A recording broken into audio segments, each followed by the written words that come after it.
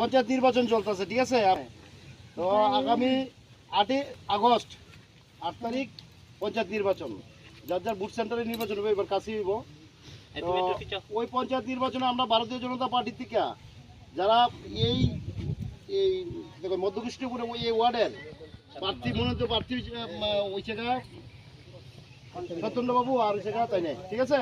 আপনারা প্রার্থী তারা বিনা প্রতিনিধিত্বে জড়িয়ে আছে, নির্বাচন আর তারা হইতো না। ওই বইয়ে শুধু পঞ্চায়েত সমিতি প্রার্থী হয়েছে সুকুমল চন্দ্রকর, ঠিক আছে? তাহলে 8 তারিখ ওনার লেগা আপনার কাছে সবাইয়ের কাছে মানে ভোট চাইতে আইছি, ঠিক আছে? বাকি কথা আমাদের মনোনীত প্রার্থী কইব, আমরা সবাই সাহায্য করবো, আশীর্বাদ করবেন আমার যাতে এলাকায় কাজ করতাম, তাদের একটু সুযোগ দেবে। জিন্দাবাদ বিজেপি, জিন্দাবাদ বিজেপি, জিন্দাবাদ বন্দে মাতরম, বন্দে